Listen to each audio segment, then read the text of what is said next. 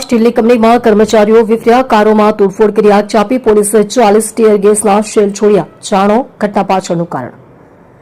સુરતના અજીરા સ્થિત Arcelor Mittal નિપ્પોલ steel કંપનીના પ્લાન્ટમાં આજે વહેલી સવારથી જ ભારેલા અગ્નિ જેવી સ્થિતિ સર્જાઈ હતી. હરિયાણાના પાણીપતમાં એક શ્રમિકના મોતના વાયરલ વિડીયોની અસર છેક સુરત સુધી પહોંચી છે.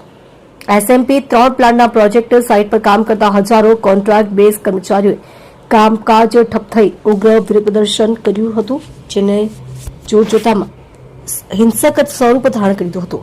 ઘટનાનું મુખ્ય કારણ અને આક્રોશ. સોશિયલ મીડિયા પર પાણીપતની એક ઘટનાનો વિડીયો વાયરલ થયા બાદ હજીરાના શ્રમિકોમાં રોષ વ્યાપ્યો હતો. આ આક્રોશમાં વર્ષોથી પડતર પડેલ પ્રશ્નો અને પગાર વધારાની માંગણીઓ ભળતા સ્થિતિ વધુ વણસી હતી. મોટી સંખ્યામાં એકઠા થયેલા શ્રમિકોએ કંપની વિરુદ્ધ સૂત્રોચ્ચાર કર્યા હતા અને માંગણીઓ સંતોષવામાં ન આવે ત્યાં સુધી કામ ન કરવાની ચીમકી ઉચ્ચારી હતી. હિંસક વળાંક, તોડફોડ અને આગજની વિરોધ પ્રદર્શન દરમિયાન મામલો ગરમાયો હતો અને ઉશ્કેરાયેલા શ્રમિકોએ કંપનીના પરિસરમાં રહેલ ખાનગી કારોમાં તોડફોડ શરૂ કરી હતી. સ્થિતિ ત્યારે વધુ ગંભીર બની જ્યારે પ્રદર્શનકારીઓએ ફાયર ફાઇટરની ગાડીને નિશાન બનાવી તેમાં આગ ચાંપી દીધી હતી. ફાયર વિભાગના અધિકારીઓએ પુષ્ટિ કરી છે કે શ્રમિકોના ટોળાએ સરકારી મિલકતને નુકસાન પહોંચાડ્યું છે. પ્લાન્ટમાં ચારે તરફ અફરાતફરીનો માહોલ સર્જાયો હતો અને અધિકારીઓમાં ફફડાટ વ્યાપી ગયો હતો.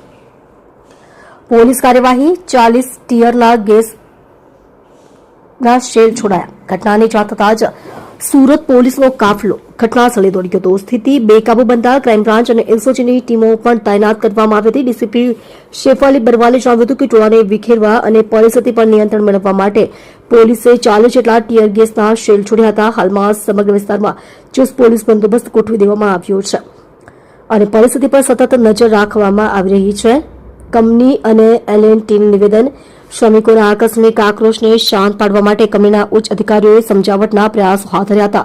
આ પ્રોજેક્ટ સાથે સંકળાયેલી લાર્સન એન્ડ ટર્બો કંપનીએ સત્તાવાર નિવેદન જારી કરતા કહ્યું હતું કે અમે શ્રમિકોના હિત માટે કટિબદ્ધ છે. જ્યારે પણ ગુજરાત સરકાર નવા લેબર કોડનું નોટિફિકેશન બહાર પાડવામાં આવશે ત્યારે તેના તમામ નિયમો અને જોગવાઈઓ તાત્કાલિક અસરથી લાગુ કરવામાં આવશે. હાલમાં હજીરા પ્લાન્ટમાં તણાવપૂર્ણ શાંતિ છે. શ્રમિકો હજુ પણ પોતાની માંગણીઓ પર અડગ છે, જ્યારે પોલીસ હિંસા કરનારા તત્વોની ઓળખ કરી કાયદેસરની કાર્યવાહી કરવાની તૈયારી કરી રહી છે.